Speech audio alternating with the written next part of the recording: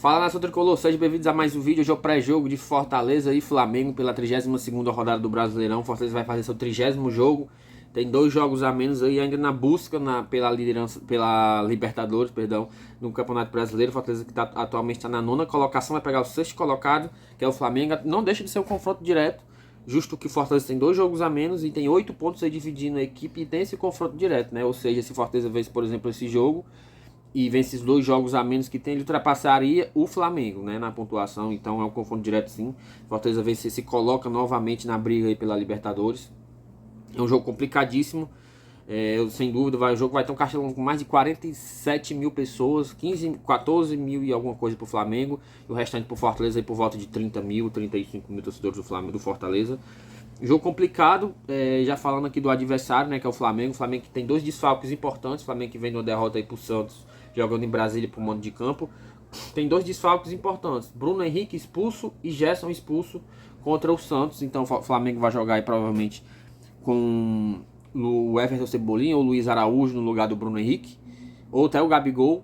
E o Gabigol hoje em dia é banco, né? E no lugar do Gerson provavelmente deve colocar aí o Everton Ribeiro, ou até o próprio David Neres. Não, eu esqueci o nome dele, do garoto lá que veio da base do São Paulo. Ou o Everton Ribeiro ou o Arrascaeta devem substituir. O Arrascaeta já é titular, né? O Everton Ribeiro deve entrar de titular. Ou Luiz Araújo, o jogador do Flamengo deve ali, porque o Gerson está jogando meio que como um ponta direita, né? Então pode ser essas as mudanças na equipe do Flamengo. De fato deve ser a mesma equipe. Já o Fortaleza vai ter retornos importantes de 3 jogadores que não jogaram contra o Atlético Mineiro: Tite, Brits e Bruno Pacheco. Importante reforço desses jogadores. Na minha opinião, de acordo com o que eu acho, né, é apenas achismo, o Fortaleza deve entrar em campo com João Ricardo, Brits, Tite, Bruno Pacheco, Tinga, Zé Wellison, Pochettino, Caio Alexandre, Lucero. Acho que o Marinho deve voltar ao time titular. Marinho e Guilherme, acho que deve ser esse o time que deve jogar no dia de hoje, né? Se não tiver surpresas, acredito eu que vai ser o time.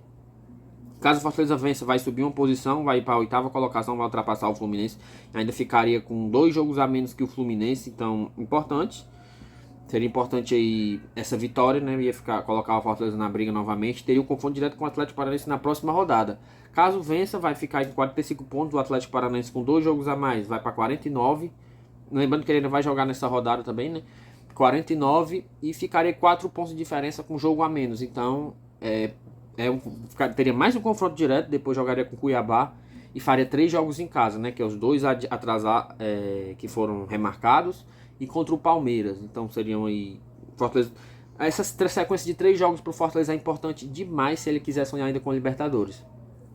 Porque Flamengo, Atlético Paranaense e Cuiabá, se ele conseguir bons resultados nesses jogos, não precisa vencer todos, de repente 2 vitórias e um empate, até uma vitória e 2 empates, ou então 2 vitórias e uma derrota, dá para aceitar, para continuar vivo. Ele teria 3 jogos em casa: Botafogo, Cruzeiro e Palmeiras.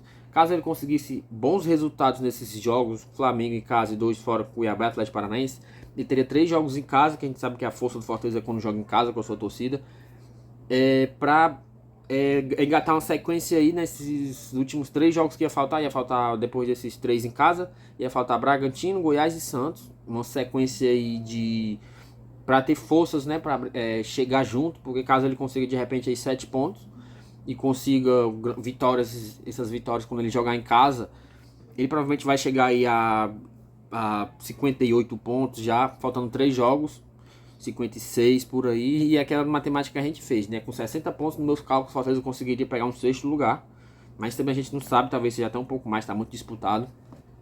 Mas é importante demais esses próximos 3 jogos para o Fortaleza. Inclusive esse com o Flamengo é o mais importante na minha opinião, porque é em casa. O Fortaleza tem que se recuperar. Já são 3 derrotas seguidas no Brasileiro, fora o vice, né, da Sul-Americana. Então, que foi um baque. O time tem que se recuperar de toda maneira nesse jogo difícil contra o Flamengo, que também não vem bem. Os últimos 5 jogos da equipe do Flamengo são 2 vitórias, 2 derrotas e um empate. Os últimos 5 jogos do Fortaleza são 3 derrotas, que algum desses jogos, obviamente, a gente sabe que jogou com o time reserva por causa da Sul-Americana, né? Um empate com o LDU, uma vitória em cima do América Mineiro. Mas quando o Fortaleza joga em casa, com o seu mando de campo, é totalmente diferente, tá? Nos últimos 5 jogos, como mandante, tem 4 vitórias e um empate. Se você for colocar para 10 jogos, a equipe do Fortaleza tem 6 vitórias, 2 empates.